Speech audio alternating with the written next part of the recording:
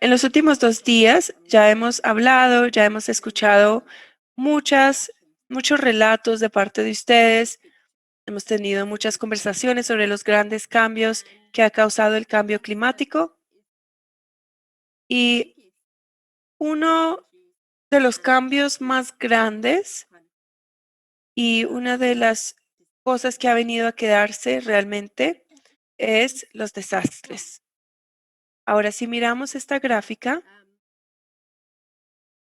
podemos ver que el bloque más pequeño a mano izquierda representa los desastres anualmente en el mundo desde los 1970s a 1980s. Luego vamos subiendo a 2010. Podemos ver que la cantidad de desastres se ha multiplicado por 5 más o menos. Y podemos ver que uno de los bloques de colores más grandes es el azul oscuro, que representa las inundaciones, que es lo mismo que ustedes escogieron. Y el segundo más grande es las tormentas, el verde. Básicamente es lo que ustedes pusieron en la encuesta y encaja con esta gráfica. Si miramos esta gráfica, podemos ver que los deslizamientos de tierra también se están volviendo más frecuentes. Lo mismo pasa con la sequía, con las temperaturas extremas y con los incendios forestales. Disasters are growing in the numbers hugely around the world. Entonces vemos que las cifras de los desastres están creciendo alrededor del mundo. Y dado que es así, debemos estar mucho más preparados para estos desastres, más que nunca, para poder enfrentarlos. Y es ahí donde entra la resiliencia. Debemos tener comunidades resilientes, bien preparadas, conscientes de los peligros en las zonas donde viven, y una vez tengamos conciencia de esos peligros y conozcamos la mejor forma de lidiar con la situación y estemos preparados para la situación, de esta manera podemos prevenir la pérdida de vida y los daños de infraestructura y demás. Entre más preparados estemos, menor va a ser el daño y menos desastres va a haber. Así que, de hecho, hablamos sobre RRD o DRR en inglés, la reducción del riesgo de desastres. Hay una pequeña teoría acá. La teoría es que no hay tal cosa como un desastre natural, solamente amenazas naturales. Entonces, es un poco confuso cuando hablamos de los desastres naturales. Esto quiere decir que hay cierta probabilidad de amenaza. Podría ser una tormenta, un terremoto, un temblor, incluso un tsunami. Estas son las amenazas. Ya, la cuestión de si se convierte en desastre o no, eso ya depende de nosotros. Si estamos bien preparados, el desastre no va a tener un impacto. Aquí hay un pequeño mapa mental, se podría decir, al respecto. Si hay un desastre, un desastre es el resultado de riesgos mal manejados que surgen de la interacción de las amenazas y la vulnerabilidad. O sea que tenemos la amenaza. Por ejemplo, en la zona donde usted vive, digamos que hay un riesgo de haber un derrumbe, un deslizamiento. Sabemos que hay un monte donde han talado, ya no hay tantos árboles, conocemos los riesgos. Y luego está la vulnerabilidad de la comunidad también. Sabemos lo vulnerables que son o lo resilientes que son como comunidad. En este caso, la gestión de desastres requiere que identifiquemos los riesgos, las amenazas y que también identifiquemos la vulnerabilidad y que podamos gestionar esos riesgos. Entre más podamos gestionarlos, entre más podamos planear y prepararnos para esos desastres, pues el nivel del desastre va a ser acorde. Siempre va a haber amenazas, pero dependiendo de cómo nos preparemos, el nivel de vulnerabilidad y los riesgos, asimismo podremos gestionar y reducir el desastre. ¿Tiene sentido? Es, es más o menos así. Tenemos que pensar que las amenazas siempre van a estar, siempre va a haber inundaciones, siempre va a haber estas amenazas naturales, pero en realidad, con nuestras propias acciones, podemos realmente determinar el resultado final de todo esto.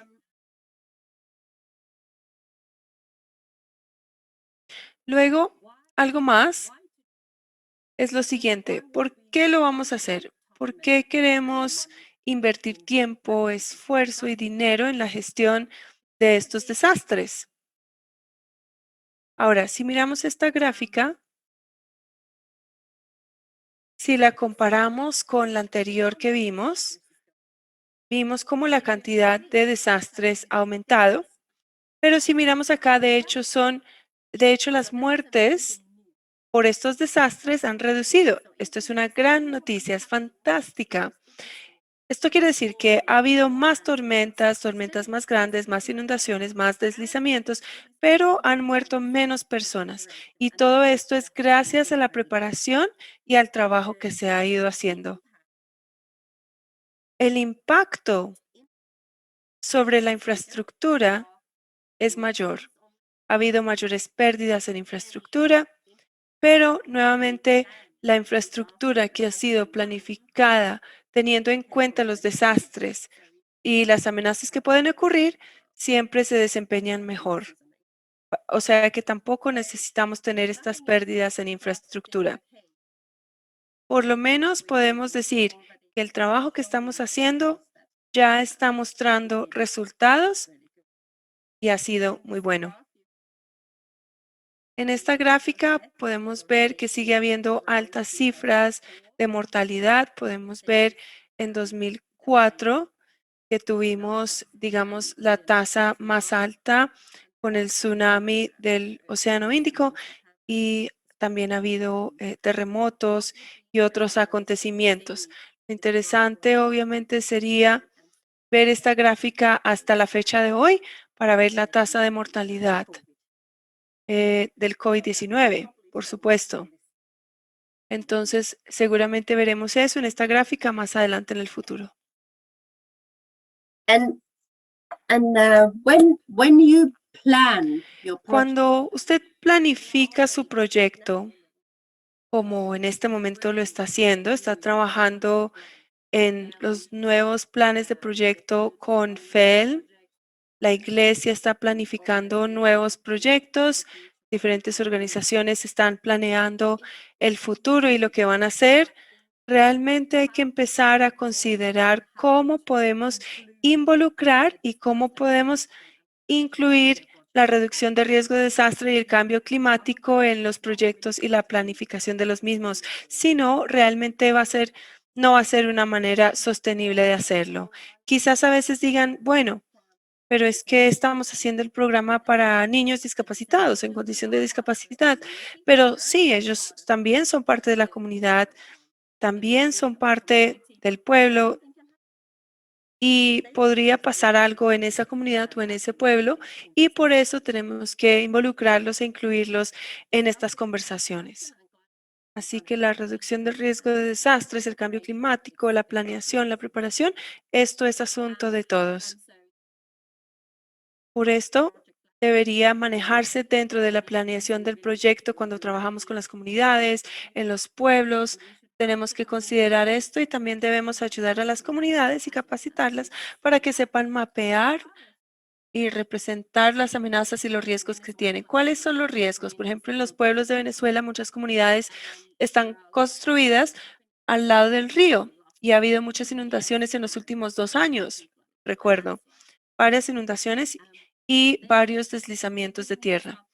Entonces tenemos que empezar a pensar con estas comunidades qué podemos hacer cuando llegue el próximo deslizamiento, qué podemos hacer cuando llegue la próxima inundación.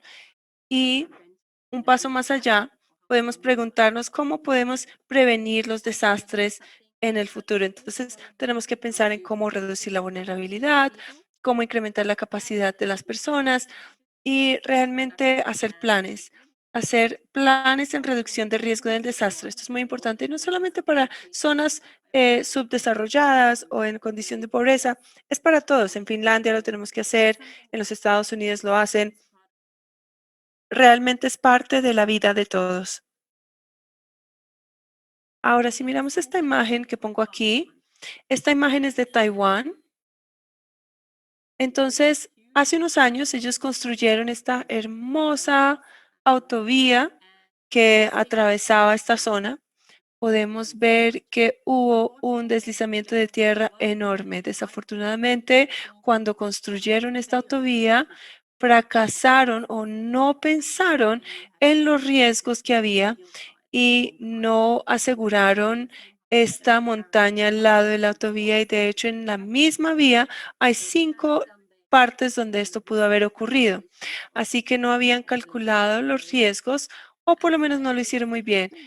Entonces, digamos que esta montaña cayó sobre la vía y como pueden ver en la imagen inferior, hay decenas de camiones y grúas o excavadoras tratando de quitar la tierra y se demoraron meses para rehabilitar esta autovía.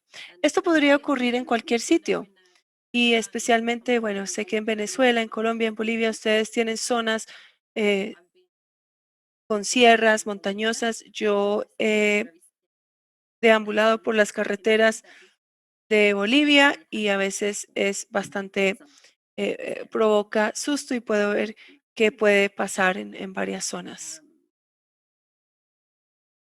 Así es.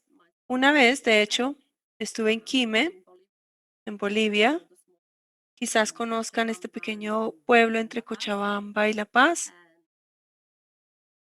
Y estábamos conduciendo y para bajar a Quime hay que pasar por una zona muy con muchas curvas y cuando bajamos, de hecho, hubo un deslizamiento. Me sentí un poco con miedo en ese momento porque el lado de la montaña no se veía muy seguro, pero realmente es una zona hermosa. Bueno,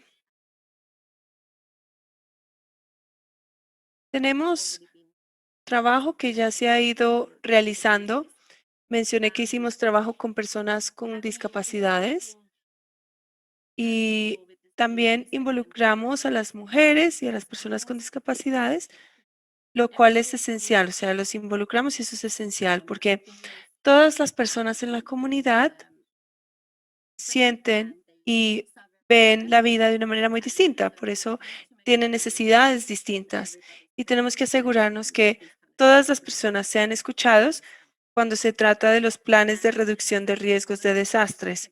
Por ejemplo, en los proyectos de FELM en Nepal, empezamos a hacer un proyecto con inclusión de personas con discapacidades y los líderes comunitarios eh, participaron en este proyecto de sensibilización.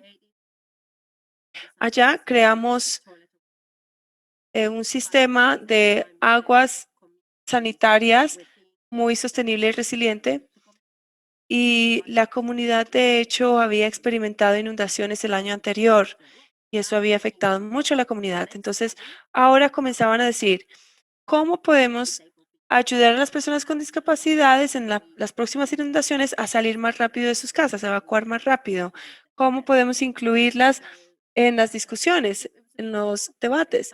Fue un proyecto corto, pero a su vez muy exitoso, porque realmente le dio una voz a estas personas con discapacidades que se sintieron que, o bueno, no se sentían seguras y no estaban contentas con los planes de la comunidad porque no habían escuchado sus necesidades.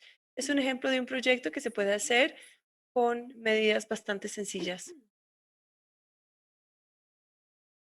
O luego, cuando pensamos en los desastres o en las amenazas, bueno, vamos a hablar más sobre los desastres porque es la palabra que más usamos, pero bueno, también se integran las amenazas. Hay ciertas herramientas que podemos utilizar, llámese inundaciones, tormentas tropicales, sequías. Es muy importante estar preparados. Vamos a hablar de algunas de las ideas y algunas de las herramientas primero. Entonces, una de las cosas que siempre se recomienda es tener un kit de emergencias. Este kit de emergencias puede ser una maletín, una mochila que quizás usted tiene en su casa, una maleta en la oficina o en el carro también cuando vas a visitar a las comunidades. Y es muy bueno pensar en los artículos más esenciales que pueden estar dentro de su kit de emergencias. Siempre es bueno llevar agua. Sin agua no podemos sobrevivir mucho tiempo. Entonces, el agua y estos sobres de hidratación son muy importantes. También la comida, por si algo pasa, es bueno tener comida, alimentos como frutos secos, incluso, digamos, frutas que han sido secadas, algo que dure mucho tiempo, puede ser comida enlatada, sopa enlatada, cualquier cosa que sea apropiada en su propia cultura y también para las personas. La idea es que si usted está atascado en algún sitio, encerrado por un terremoto o porque no hay tiendas en la zona, que pueda tener algo preparado. Entonces, los alimentos, las bebidas, los suministros también de primeros auxilios pueden ayudar muchísimo si alguien queda herido con vendas, con curas, cualquier cosa que usted sienta que sea esencial para las personas. Obviamente, cuando usted vive en un clima más cálido, no tendrá que preocuparse demasiado por llevar una chaqueta o ropa que brinda calor, pero si usted vive en los altiplanos de Bolivia, por ejemplo, allá hace mucho frío, entonces siempre es buena idea estar preparados para este clima eh, frío o las tormentas, cualquier cosa. A veces las navajas son útiles y siempre es bueno tener una lámpara o una linterna para la luz. Aquí tenemos un listado de algunos artículos que puede considerar para su kit de emergencia. Ahora es importante tener documentos personales en cualquier desastre. Esto es algo que usted puede hablar con toda su familia, con su esposo, su esposa, sus hijos. Bueno, ¿cuáles son los documentos más importantes que tenemos en casa? Puede ser, por ejemplo, las escrituras de la casa, puede ser el acta de nacimiento, pasaporte, otros documentos importantes. Si llega a haber, por ejemplo, una inundación o cualquier desastre, ¿será que los documentos más importantes están seguros? No sé, podemos conseguir una bolsa Ziploc hermética, un contenedor que pone en la repisa más alta del techo para que, digamos, si hay una inundación, no se vaya a mojar o en la parte de arriba de la casa, el lugar más seguro de su casa donde puede poner los documentos. Luego, digamos que una de las cosas más efectivas, uno de los métodos más económicos para salvar vidas es estos sistemas de alerta temprana. Puede haber todo tipo de sistemas de alerta temprana. Hay, digamos, sistemas internacionales oficiales increíbles que en este momento están flotando en el Océano Índico para alertar un tsunami, pero no tienen que ser de alta tecnología, pueden ser también medidas sencillas. En la comunidad puede ser, por ejemplo, un radio comunitario, si tienen algo así, puede ser un altavoz, alguien en una plaza de mercado también, que a lo mejor recibió información importante. Y hoy en día la mayoría de las personas tienen teléfonos celulares, así que es muy fácil enviar un mensaje de texto a miles de personas de una manera inmediata para que todos reciban el mensaje. Por eso es una forma muy sencilla de hacerlo. Entonces, en las comunidades donde hay riesgos potenciales, es buena idea considerar cuál podría ser este sistema de alerta temprana, cuál podría ser, digamos, la forma de alcanzar a la mayor cantidad de personas de manera fácil. También tenemos que pensar en las personas que no escuchan muy bien, con problemas de audición, cómo van a recibir el mensaje, si se anuncia con un altavoz, ¿será que lo van a escuchar? o si va a ser un mensaje de texto que todos pueden leer, por ejemplo. Hay que pensar muy bien en las necesidades que tiene la comunidad, cuáles son sus capacidades, si todos saben leer o si todos pueden escuchar el mensaje de voz que les llega. O sea que hay diferentes formas de hacerlo, pero puede ser una manera muy efectiva de proteger a las grandes comunidades.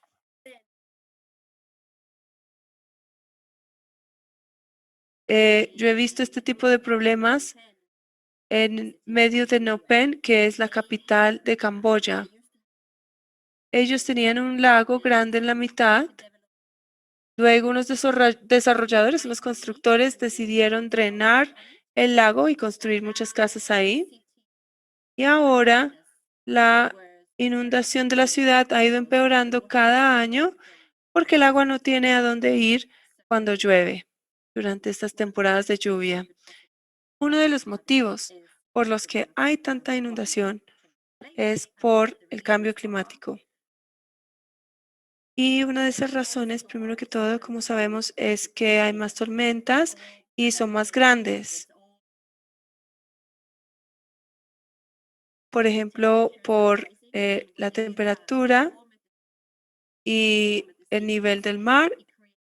Entre más cálido el mar, Storms, and it's the evaporation that más creates. posibilidad de tormentas hay, porque hay una evaporación que genera tormentas. Entonces, entre más cálido el mar, más tormentas. Cuando hay muchas tormentas, hay más lluvia y es lluvia fuerte. Así que ese es uno de los problemas. El segundo problema es que hay muchas zonas, especialmente las zonas montañosas o al lado de los ríos, digamos que ha habido tanto talado, han talado tantos árboles que los árboles no pueden absorber, no hay suficientes árboles para absorber el agua. A lo mejor en la antigüedad había un río que atravesaba una ciudad y al lado, a ambos lados del río, había muchos árboles. Entonces, durante esas temporadas de lluvia, las raíces, el sistema de raíces de los árboles absorbía todo el agua y no era tan severa o grave. No eran tan graves las consecuencias de las inundaciones. Entonces, algo bueno en estas comunidades donde hay inundaciones es sembrar árboles. Algo más es que hemos creado muchas superficies de asfalto, de concreto en las ciudades y en otras zonas también. Entonces, el agua a veces no tiene por dónde salir y empieza a haber inundaciones.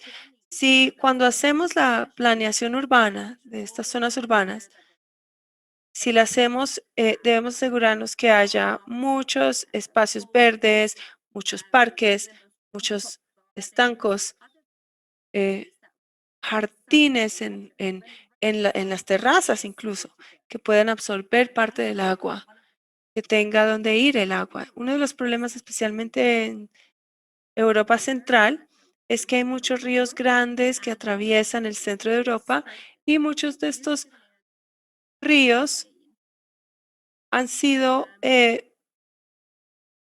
han tenido construcciones. Durante los siglos, las personas han decidido que no les gusta el río, entonces los han desplazado un poco, los corren, los desvían para enderezarlos. Y esto quiere decir que, como saben ustedes, los ríos que son como en forma de serpiente absorben y tienen más agua. Cuando se enderezan, tienen menos agua. Entonces, cuando hay mucha lluvia, aumenta el nivel y pasa lo que vemos, por ejemplo, en Venecia o en muchas de estas capitales y ciudades grandes de Europa que sufren de inundaciones hoy en día. Y esto obviamente ha afectado la arquitectura, la infraestructura, algunos de los museos incluso y demás. Then Todo yes, por la acción de los humanos. ¿Algo más? Y una de las razones por las que tenemos tantas inundaciones es por las sequías. Entonces, digamos, tenemos estos eventos extremos climáticos y tenemos periodos secos. Deja de llover cuando debería llover y cuando el suelo se seca mucho, digamos que a veces tenemos unas materas, si se nos olvida regar el agua empieza como a salir. no se absorbe inmediatamente, pero si siempre está húmedo ese abono, el agua simplemente se absorbe y es suave. Pasa lo mismo con el suelo afuera. Entonces, si hemos tenido periodos largos de sequía, sin lluvia, y de repente se abren los cielos y llega la lluvia, el suelo no tiene esa capacidad de succión que tiene el abono húmedo y no puede absorber el agua y por eso tenemos inundaciones y deslizamientos de tierra, etcétera. O sea que realmente ocurren muchas cosas a la vez que generan estas inundaciones adicionales que estamos viendo hoy en día. Y algo que podemos hacer en nuestras comunidades, incluso en nuestros jardines, en el patio trasero, es tener árboles, sembrar árboles cerca de la casa, asegurarnos que haya árboles al lado del río, en las vías principales, en las zonas donde es probable que haya inundaciones y que estas zonas verdes también estén presentes con verduras, con pasto y que no todo esté tapado con concreto para que la lluvia tenga dónde ir cuando empiece a llover. Sin embargo, a veces llueve demasiado y tenemos que empezar a considerar todo lo que ustedes han mencionado. Por ejemplo, cómo podemos tener un barco, por ejemplo, cómo podemos rescatar nuestras pertenencias si las ponemos en la parte más alta de la casa, por ejemplo, cómo evacuamos, cómo cuidamos a los niños o a las personas mayores, cómo sacamos a nuestra abuelita de la casa, por ejemplo, si empieza a haber una inundación. Estos son los planes de preparación que debemos considerar en las zonas donde estamos viviendo y debemos crear un plan con la familia, incluso podemos hablar con los niños, les decimos, bueno, si empieza a llover, estos son los pasos a seguir y quién va a cuidar qué artículos y se puede hacer como una especie de simulación en su casa. Bueno, vamos a hacer una simulación, vamos a ver cómo nos va. Entonces, eso es algo que debemos empezar a entender, debemos tener conciencia y pensar hacia el futuro. De hecho, yo estuve trabajando con una comunidad en Vietnam, más o menos 5 o 6 años, algo así, y de hecho era una comunidad que solía tener muchas inundaciones frecuentemente. Y la comunidad se cansó, dijeron, ya nos cansamos de tener estas inundaciones, de perder nuestras pertenencias, los cerdos, las gallinas y demás. Entonces hicimos un proyecto grande allá para ayudarle a las comunidades que estaban junto al río a protegerse de las inundaciones. Y parte del trabajo que hicimos fue explicarles cómo salvar primero sus pertenencias, cómo guardar el acta de nacimiento, cómo rescatar a las gallinas o cómo cambiar gallinas por patos que saben nadar, como dijimos ayer. Hicimos una simulación, hicimos como una práctica y encontramos un sitio, una montañita al lado y la preparamos como un centro de evacuación que puede utilizar la comunidad en el futuro. Y un día decidimos, bueno, hoy vamos a hacer la simulación y teníamos altavoces que decían, llega la inundación, va a llegar, por favor, prepárense todos. Y toda la comunidad, más o menos 2000 personas de la zona, comenzaron a evacuar, subieron la montaña. Teníamos una señora que la llevaban en carretilla, una abuelita. Los niños estaban llevando las gallinas en sus cajitas y demás. O sea que fue excelente la evacuación. Los líderes de la comunidad quedaron muy impactados, estaban felices, hablaron con el gobierno local, con la alcaldía y también hicieron la misma simulación en todos los pueblos de la zona. Así que realmente se puede hacer, no hubo costo, simplemente la comunidad se quiso reunir para hacer este plan y para estar preparados para la siguiente inundación. Estas son algunas de las cosas que hacemos.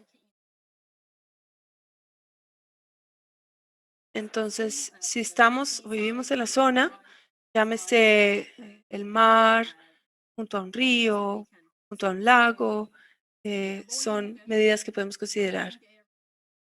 Entonces podemos evitar esas zonas. Si sabemos que es una zona de inundación, pues es mejor no poner la casa ahí, pero obviamente hay propiedades, derechos sobre ciertos predios, pero si tienen la posibilidad y pueden escoger entre dos terrenos, uno que esté en una colina y otra parcela, otra instalación junto al río, es mejor la colina. Y si queremos proteger alguna zona, podemos utilizar buena infraestructura y tenemos diferentes soluciones que a veces son costosas, es verdad, pero es ahí donde la naturaleza hace un gran trabajo. Así que hay algo que llamamos soluciones basadas en la naturaleza o reducción del riesgo de desastres y se trata de cómo podemos utilizar la protección natural de la naturaleza. Por ejemplo, las dunas, la vegetación, los manglares, cómo pueden ayudar a prevenir, hacer prevención en estas comunidades costeras. Tenemos un ejemplo de Sri Lanka, por ejemplo, de 2004, el tsunami que hubo allá, donde hubo como una parte de playa donde hubo un par de hoteles. Uno de los hoteles era un hotel muy bonito, pero ellos decidieron que las dunas frente al hotel eran demasiado y las habían quitado para que los turistas pudieran pasar del hotel a al mar, evitando las dunas, pero a 1 kilómetro hubo otro resort ecológico, un hotel que dejó las dunas ahí y sucede que las dunas eran más o menos de 7 metros de altura. Llegó el tsunami, un tsunami de 7,5 metros de altura, entonces el hotel que había quitado las dunas quedó destruido, muchas personas murieron y las olas llegaron derecho al hotel y fue una situación muy difícil. Sin embargo, este lugar ecológico con las dunas de 7 metros no tuvieron muchos estragos porque fue una ola de medio metro la que los alcanzó a ellos y no generó tantos daños. Eso nos demuestra que utilizar los métodos que ya tiene la naturaleza es una de las formas más efectivas y es lo mismo con los manglares en las zonas costeras. Realmente pueden ser increíbles en cuanto a la protección que nos brindan en contra de los tsunamis o las olas grandes o la erosión. em, para evitar estos niveles de agua que incrementan.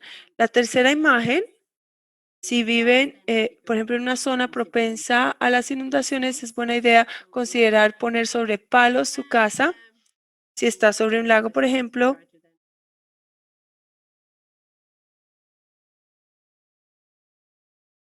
y la idea es poder llevar su casa a una zona más alta, si es posible.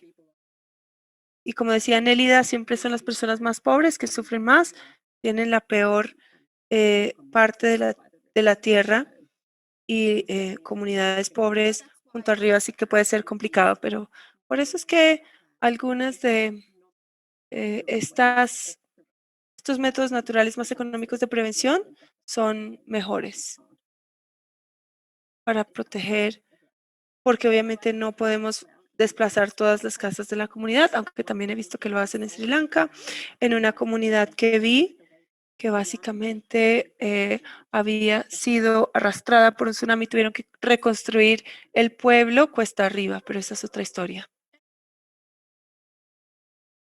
Y estas para mostrar algunos pequeños tips para viviendas que sean un poco más resistentes a las inundaciones. Y en las áreas donde sufrimos con mucha inundación, es buena idea considerar casas elevadas, si es con pilones o por lo menos una house donde el nivel inferior de la casa tenga un ladrillo o materiales más resistentes frente al agua. También hablamos de rodear la casa con algo de plantas, árboles, arbustos que pueden proteger bastante su vivienda de los daños que pueden presentarse. Y aquí hay un par de ideas que ustedes ven allí. Siempre hay innovaciones locales con los materiales que se utilizan en una zona en particular que que se han probado en diferentes partes y que han funcionado de manera excelente en ciertas áreas de inundación. Pero lo mejor como concepto es no construir en una zona que sabemos que se inunda frecuentemente. Y lo que sí podemos hacer es lo que se llaman los diques biológicos o biodiques. Son como mezcla de vegetación y estructura de sacos de arena fácil de construir. Material que vamos a tener allí puede ser la arena, la tierra, la arcilla local que hay allí cerca a la costa, las rocas, y hacemos como una empalizada también donde podemos em, acomodarlos. También puede ser al lado de un río, donde prevenimos mucho con esta em, hilamiento y estructura cuando hay agua y podemos absorber una gran cantidad del impacto y del agua que inicialmente mm, va a afectar las casas que están allí cerca. Y esta es muy buena manera de mantener la tierra también que está allí, pues no se va a ir a las viviendas, sino que previene que cuando llega el oleaje, envíe toda esta arena y toda esta tierra y la convierta en barro y la lleve a las viviendas. La idea también es que haya vegetación aquí entre estas sacos de arena y de estructura que nos puede proteger un poco más del oleaje. También hay lo que se llaman jardines flotantes y uno grandísimo en México, en la Ciudad de México, y es ¿no? bastante, eh, bastante grande, era enorme. No sé si ustedes han visto alguno donde hay diferentes capas de materiales. Tenemos bambú, tenemos, bueno, algún tipo de palos donde se va construyendo como una isla flotante, parece como una islita flotante y pueden ser un buen sitio para cultivar, en este caso, tomates y chiles y lo que aplique para ustedes localmente. Y en las áreas donde son frecuentes las inundaciones o cerca a un lago también, nos puede dar un espacio primero para cultivar algunos alimentos, pero si hay fluctuación del nivel del agua, si hay ese mareaje o oleaje, entonces ustedes van a ver que con estas, gracias a estos palos y a cómo están las capas, se va, se va amortiguando, digamos, el jardín flotante y es una excelente forma también de mitigar un poco. Aquí hay un ejemplo que es de Bangladesh, donde construyeron la estructura y con frecuencia en estas áreas la, la nutrición que se puede eh, obtener a partir de ese jardín flotante atrae a los peces y también es un buen lugar para pescar allí. Entonces es un concepto dual que también permite la pesca ahí cerquita.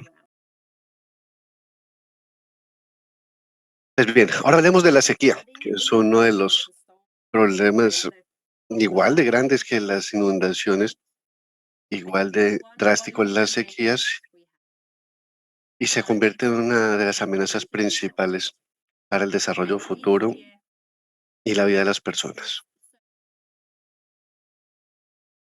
Hay tantos desastres que presentan cuando hay sequías prolongadas, afectan a decenas de millones de personas. Y todos hemos visto, creo, historias de personas que donde hay hambruna y mueren de hambre simplemente porque no existe suficiente alimento y las condiciones ya no son aptas para cultivar nada. Con el cambio climático, este tipo de áreas con grandes sequías se han estado expandiendo. Sin embargo, también ha habido unas señales muy positivas cuando ciertas comunidades han podido construir jardines más resistentes a la sequía, utilizando el tipo adecuado de plantas y compost y otros elementos que hablamos ayer.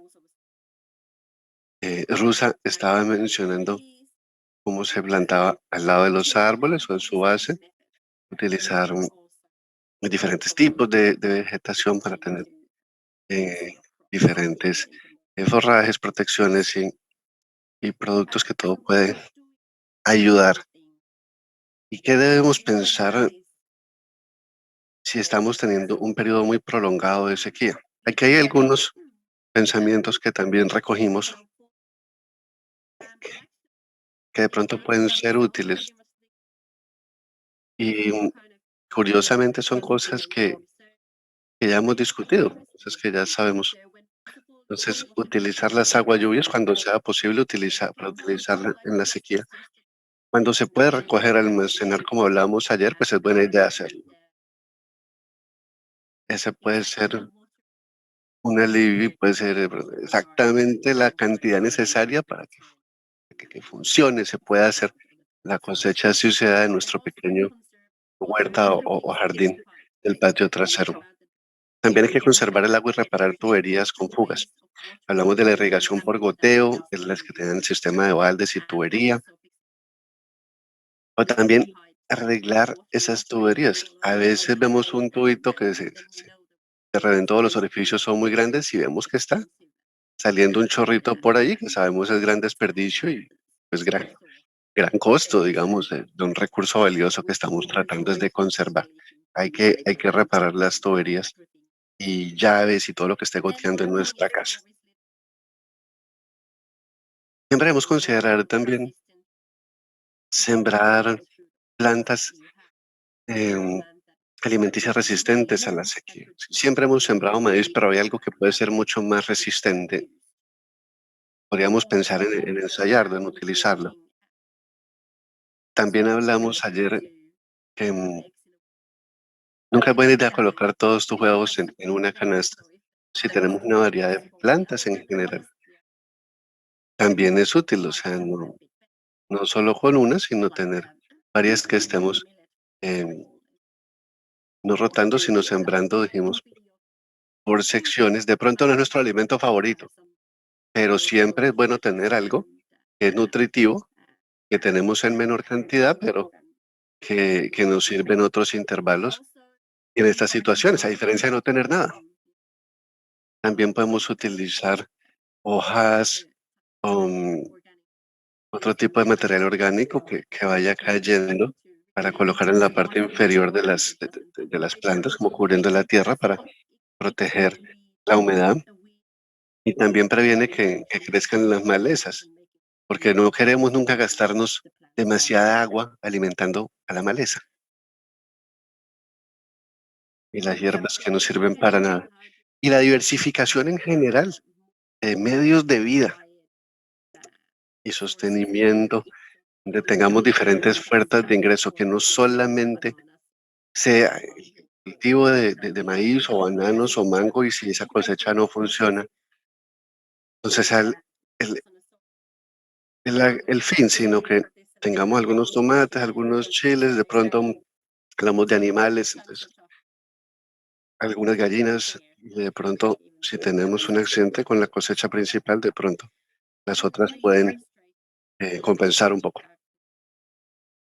Y hay que hacer reforestación y agrosilvicultura para proteger a las plantas y animales. Tenemos que empezar a tratar de generar un, un nuevo sistema.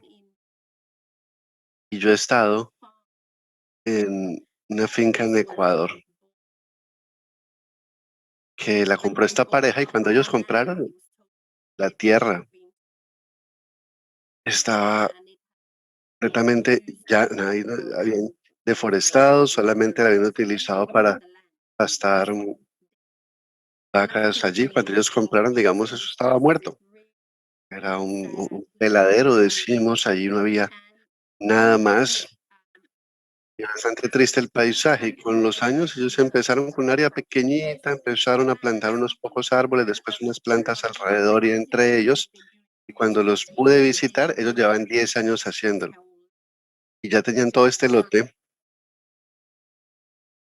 completamente, voy a decir, un pequeño bosque. Había tantas especies de pájaros, mariposas, patos, tenían las abejas, todo ya regresando a la misma zona.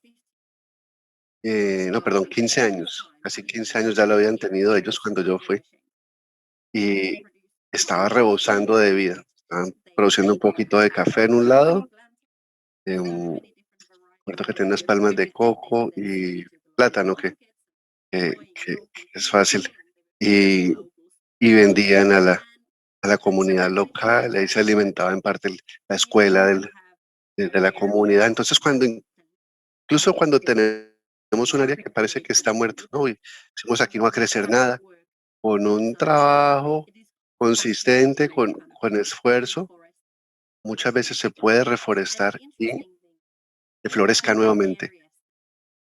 Y el interés allí es que si ustedes tienen áreas en las que le hicieron reforestación, ¿sí? Ya tienen unos arbolitos bastante grandes y el área empieza a tener su propio microclima. Nos genera, de hecho, más nubes con la extensión del terreno más grandecita y empieza a llover más allí. Una vez se hacen los programas de reforestación y sí pueden ser 20 años para que sea suficientemente grande, pero es posible cambiar el microclima de allí, de esa zona. Entonces, ese es un pensamiento muy positivo, ya que hemos perdido tantos espacios verdes tan fabulosos, pero brindando algo de esperanza de que con tiempo y esfuerzo se puede recuperar y en el mismo lugar.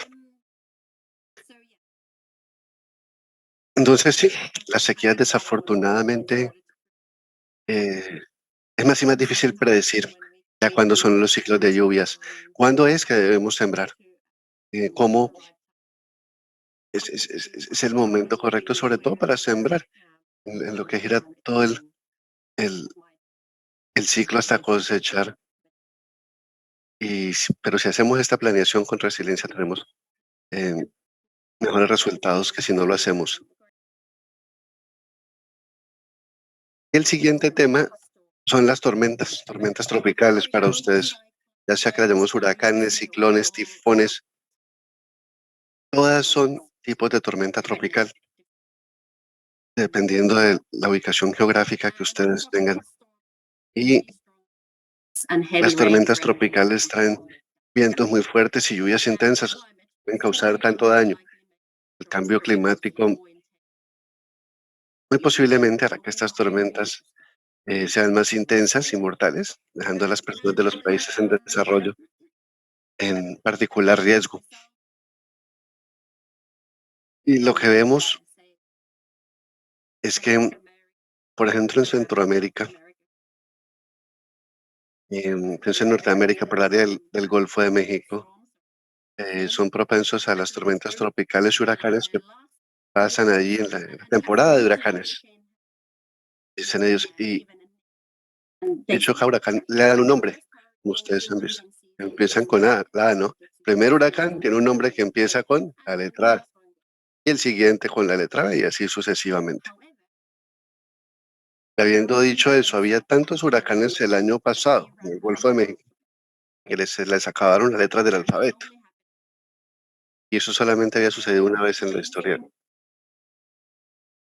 O sea que eso nos indica que hay muchísimos más huracanes los últimos años. No alcanzan las letras del alfabeto y toca volver a empezar después de la Z otra vez con la A. Y es claro, demuestra que pues, esto va a ser de un efecto más y más fuerte. ¿Cómo nos preparamos para una tormenta así? Aria nos estaba diciendo que los árboles, y sobre todo los árboles grandes en el jardín, no son tan buenos cuando llega una tormenta. Aquí hay algunas ideas de cosas que podemos considerar pensando en áreas de tormenta. Preparen sus bolsos para llevar, digamos, el bolso para salir en caso de emergencia, eh, alimento, agua, kit de primeros auxilios, lo que ustedes puedan cargar una linterna, las baterías para la linterna, etcétera, lo que ustedes deban tener. Lo segundo es saber a dónde evacuar, conozcan esa ruta bien, cuál es el lugar más seguro en el área donde yo vivo. Si ustedes saben que hay una escuela que es muy sólida en su estructura, que está cerca, entonces, ¿cómo debo llegar yo a esa escuela en una emergencia? Esperen que muchas otras personas también salgan hacia allá. ¿Cuál es la mejor ruta? ¿Voy a conducir? Si voy a empezar a conducir y voy a atropellar a otros o va a haber mucho tráfico de las otras personas tratando de llegar allá, planeémoslo. Evacuemos lo más arriba, lo posible. Y si ustedes viven en zona costera, nuevamente para protegerse a ustedes y a sus familias y a su vivienda, especialmente si su casa de estructura es liviana, pues sí, lo ideal es tratar de alejarse de la costa. Y los códigos de construcción o la normativa para la construcción es muy diferente entre países. En Japón, donde tienen tantos terremotos, tienen unas normativas de construcción antisísmica muy rigurosos en cuanto a cuánta debe resistir una vivienda. En Chile también tienen bastantes eh, temblores y yo estaba ahí, de hecho, cuando se presentó un temblor y como lo estaban esperando con cierta continuidad y que no hubo tantos daños y que los edificios son bastante antisísmicos, pero hay edificios que no están diseñados para resistir esas fuerzas y puede ser peligrosísimo. Pero como estamos hablando de una tormenta, siempre es bueno si tenemos protectores de ventanas, cerrarlos, pensar en cómo asegurar el techo adecuadamente si es posible, más allá de la construcción normal, pensar en a qué altura estamos, si hay una inundación, hasta qué altura va a llegar el agua en la casa, que podamos salir, porque a veces con estas tormentas uno sabe con días de antelación. Estas grandes tormentas tropicales no son instantáneas, por lo menos con todo un día, 24 horas de antelación, eh, sabemos y debemos procurar alimento, debemos procurar agua.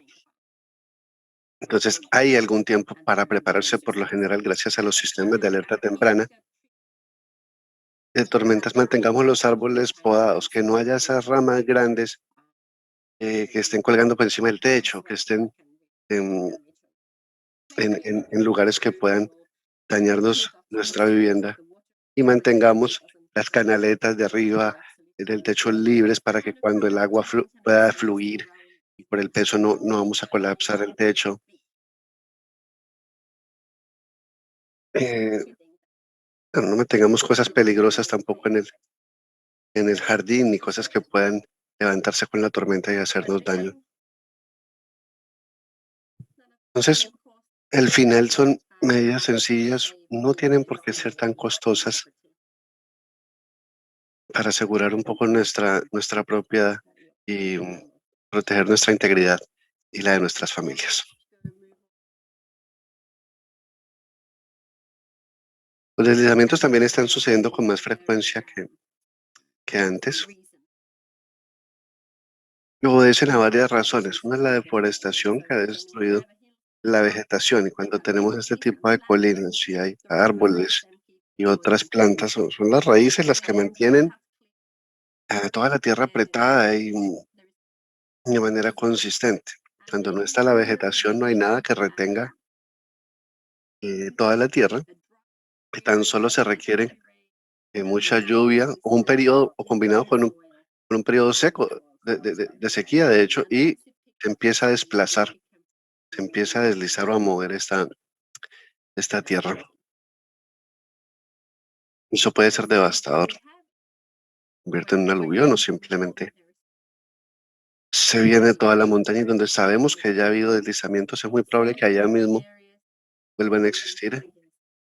También en las áreas que estamos al lado, de esas zonas de ladera, como ustedes ven aquí en esta imagen. La comunidad debería estar al tanto si hay alguna señal de qué poder esperar y cómo prepararse de la mejor manera, porque idealmente esta comunidad debería pensar es cómo prevenir plantar más árboles en esta zona y asegurar el suelo que se ve que se podría desprender de otra manera. Y sistemas de sembrar y entender o decidir más bien cuáles son las mejores plantas y cuáles son la mejor forma de proteger un poco más. Pero desafortunadamente, cuando se presenta el deslizamiento, sí puede ser extremadamente rápido y cubrir tantas casas en un periodo corto de tiempo que quedan enterrados, edificios completos y pues es devastador.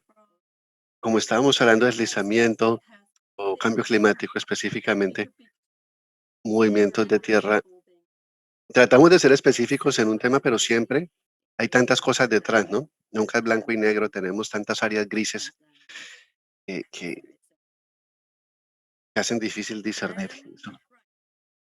Eso es normal.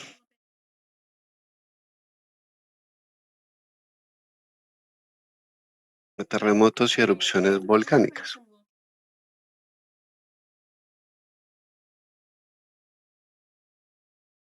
Pensando en movimientos telúricos y volcanes, parecen muy disímiles, ¿no? ¿Por qué los juntamos en, en el mismo tipo de riesgo o hablando de desastres que no son directamente, tampoco es porque no son directamente relacionados al cambio climático? Sin embargo, son dos desastres naturales eh, enormes o que pueden tener consecuencias muy graves y en cualquier parte del mundo. Pero la preparación frente a ellos es muy similar a la que podemos hacer para una tormenta, un aluvión de tierra o otro tipo de desastre de lo que hemos visto. Por eso lo incluimos aquí. Por eso está incluido en la cartilla de entrenamiento.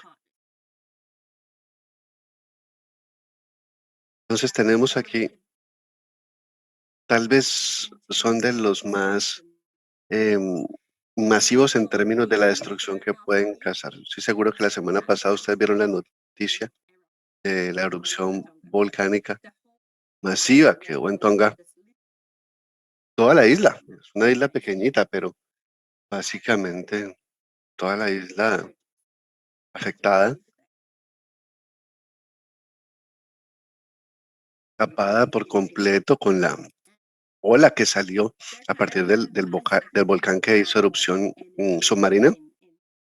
Esa cantidad enorme de energía que golpea eh, pues esta isla cercana con una erupción de este tipo.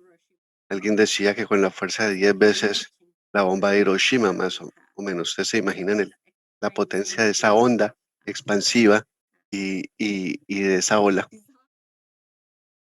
No sé, es el peor desastre que puede suceder de manera casi espontánea, mm, casi sin aviso, porque a veces hay un pequeño temblor antes, se siente como un movimiento antes de que llegue la ola.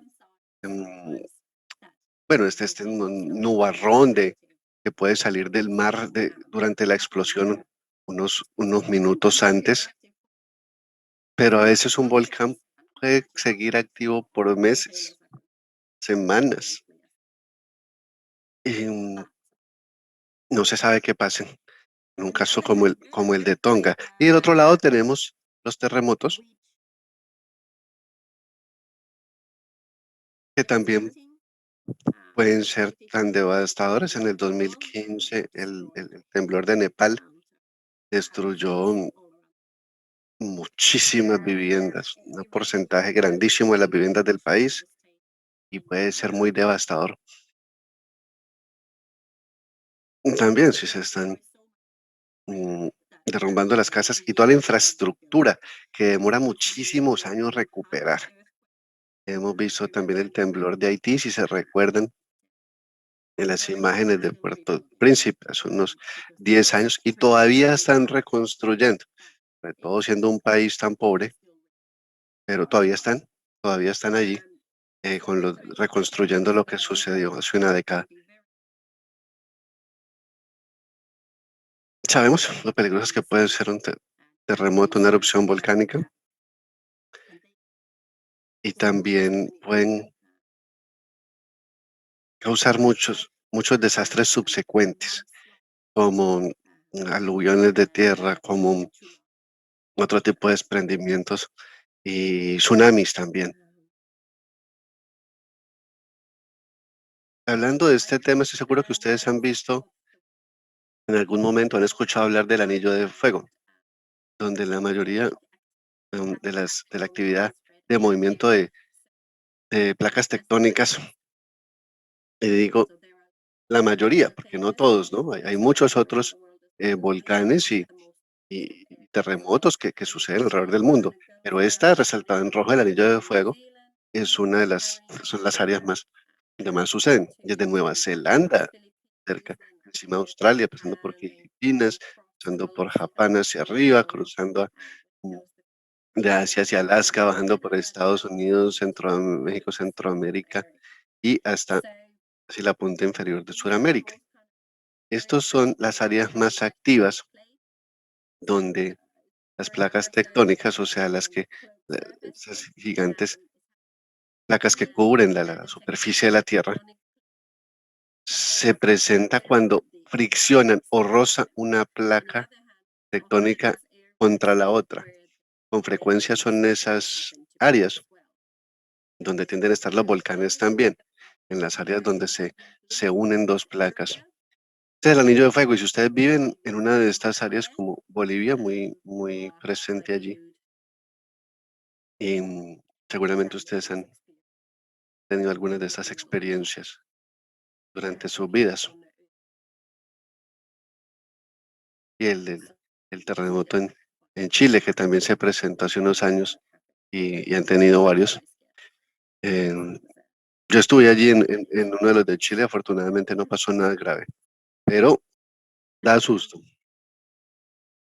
Pero si vivimos en un área donde hay una erupción volcánica o puede presentarse muchos terremotos, hay diferentes preparativos que podemos realizar. Es bueno saber eh, qué tan lejos está el volcán, a qué estoy expuesto, cuáles son los peligros de acuerdo a la distancia a la que estoy.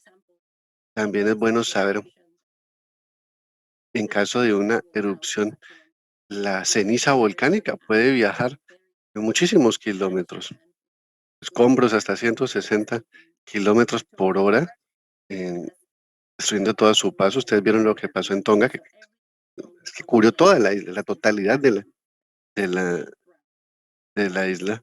Todo quedó café, todo quedó cubierto con ese residuo, con ese. Es como una isla que era toda verde, ¿no? Ustedes han visto las imágenes del antes y el después, y, y el peso nomás de esa ceniza puede hacer colapsar algunas casas, algunas estructuras. Y si hay lava saliendo del volcán, por supuesto, de temperaturas extremas, va a arrasar con lo que se le atraviese. Hay que preparar un kit o paquete de emergencias en estos casos, con saber a dónde evacuar, cuál es el lugar más seguro y conocer el sistema de alertas que tiene la comunidad. Pues si alguien se da cuenta de algo irregular, es muy buena idea tener un sistema de alertas implementado. Y del otro lado se ha hablado muchísimo de que, por ejemplo, los animales pueden sentir estos temblores y movimientos, una erupción volcánica antes de que suceda. Entonces, si usted tiene un perro, un gato, ellos pueden empezar a reaccionar un poco antes, son mucho más sensibles a estos movimientos.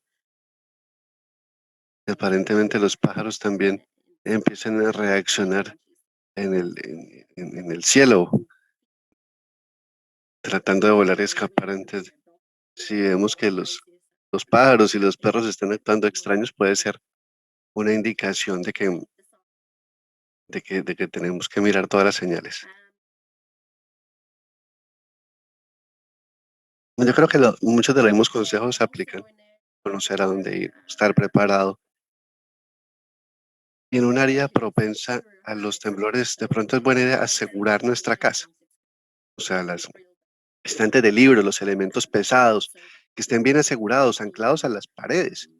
Eh, digo yo, y tenerlos de una manera em, más asegurada de lo normal. El lugar más seguro tienden a ser los marcos de las puertas, que con frecuencia son lugares muy fuertes de la estructura de la casa. No se quede cerca de las ventanas, que se pueden romper, causarnos mucho daño, pero con frecuencia los marcos de puerta eh, son lugares a los cuales nos podemos dirigir y tratar de ver cómo podemos salir de la vivienda cuando estemos ya valorando los daños. Diferentes países también tienen mm, diferentes sistemas educativos de qué hacer y lo que se le pide a la persona que hagan para saber cómo comportarse en un terremoto. Es bastante frecuente esperar y cubrirse, tal vez cubrirse la cabeza, tal vez hacerse bajo de una mesa, porque si le están cayendo todo tipo de cosas, tengas esa protección y nada le va a caer. En, la idea es agacharse, cubrirse y esperar hasta que pase el temblor. Y con frecuencia, como pueden saber, con frecuencia el temblor principal trae em, réplicas, ¿no? Y pueden durar hasta semanas, hasta semanas. Estas réplicas es algo bueno de saber. También las réplicas pueden ser bastante grandes y las que causen daños que no causó la primera y puede generar mucho miedo. Siempre es bueno no salir corriendo a la deriva. De pronto pueden estar cayendo árboles, objetos y diferentes elementos más peligrosos. Buena idea es cubrirse y valorar el daño que se está presentando.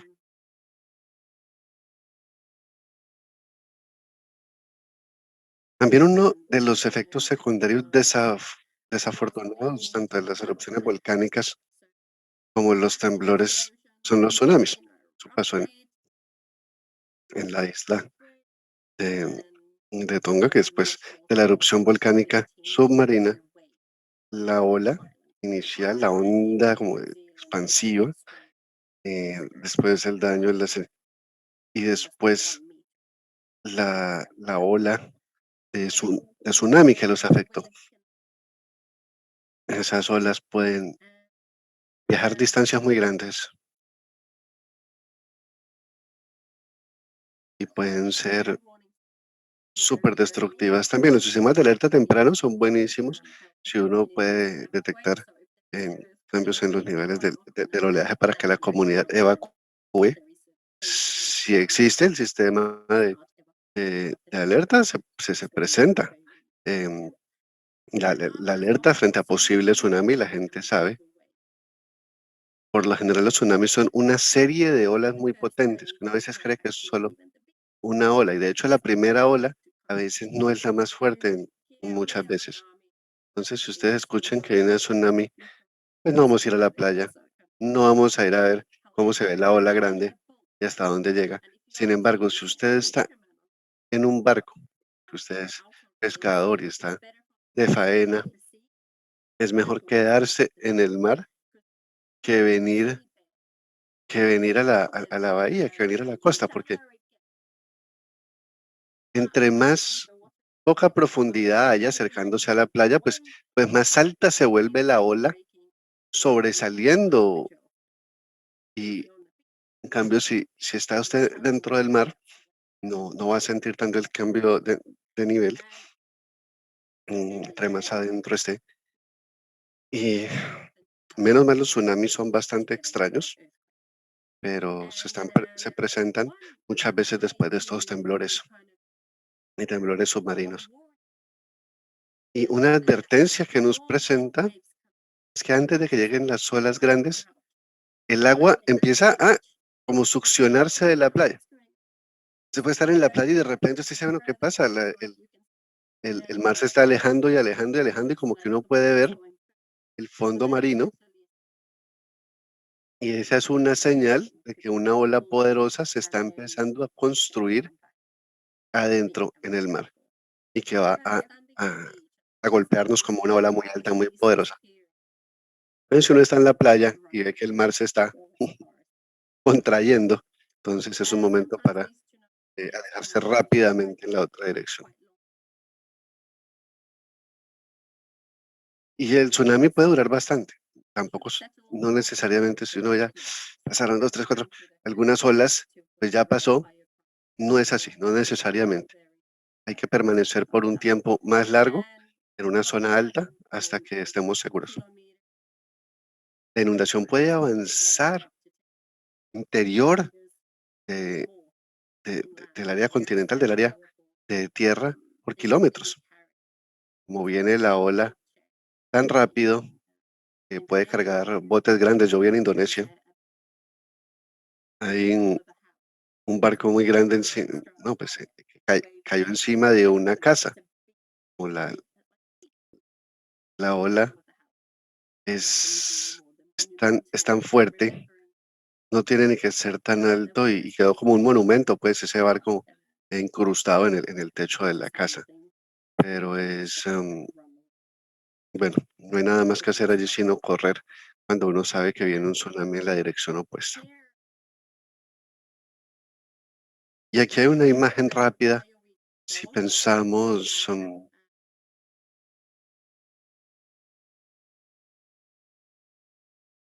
aquí están las áreas costeras eh, donde es más posible que tengamos tsunamis o donde se pueden presentar fácilmente y puede haber tsunamis en todas estas áreas marcadas. Miren que Colombia y Venezuela también aparecen allí, que sí, con diferente probabilidad de riesgo, pero también se puede presentar. Y tienen que ver las pandemias y las enfermedades con el cambio climático, y tienen muchísimo que ver, porque cuando el, el clima cambia, de un momento a otro brinda condiciones más favorables para que se disemine las enfermedades, si son transmitidas por el agua o por mosquitos como la malaria y el dengue, se pueden esparcir o diseminar con más facilidad. Y se presentan en áreas donde antes no existían esas enfermedades. En las regiones montañosas, una vez ustedes van a cierta altura, ya es más frío y no hay malaria porque los mosquitos no sobreviven allí. Pero ahora que se está volviendo más cálido el clima en las zonas más altas, también se están calentando estas áreas más altas y, digamos, la frontera hasta donde llegan los zancudos y mosquitos está, está, está subiendo también. Y con el cambio climático está brindándose un mayor área para que estos diferentes insectos y animales que nos pueden transmitir estas enfermedades em, puedan vivir allí. También el cambio climático puede cambiar dónde viven los animales, dónde encontramos ciertas plantas. Y eso también puede llevar a enfermedades. Y el COVID-19 también empezó em, potencialmente, pero y no sabemos exactamente cómo se originó, ¿no? Pero puede haber empezado a partir de un manejo inadecuado de vida salvaje en un mercado, una plaza de mercado en China. Y digamos, si ese fue el caso, y si los humanos están destruyendo el hábitat de los animales, los humanos están, digamos, pues, invadiendo el área donde están los humanos después de que los humanos invadieron el área donde estaban ellos. Y eso quiere decir que hay muchas enfermedades que se han presentado a partir de animales con los que nosotros no tendríamos por qué tener tanta cercanía y van a haber más y más situaciones como esta. Van a salir muchos más virus en el futuro que se van a transmitir de animales a humanos que nunca antes, o con animales y casos que nunca había sucedido. Por ende, tenemos que poder prevenir la deforestación nuevamente. Eso puede ayudar a la pérdida de biodiversidad y que no haya tanta migración de nuevos animales y tanto contacto tan estrecho con ciertos animales y ciertas zonas pobladas para que la transmisión de enfermedades en animales no se transmitan a los seres humanos, también consumiendo menos carne animal y también reduciendo la contaminación del aire, puede ayudar a que nuestros pulmones estén más sanos y protegernos de infecciones respiratorias un poco mejor, que como la COVID-19 afecta mucho la función respiratoria. Y combatir también el comercio ilegal de vida silvestre, que también es oportunidad para transmisión entre animales y humanos. Entonces hay varias cosas que podemos hacer y en las cuales podemos em, ver cómo afecta el cambio climático, si está relacionado y al final puede afectar nuestra salud como con esta pandemia.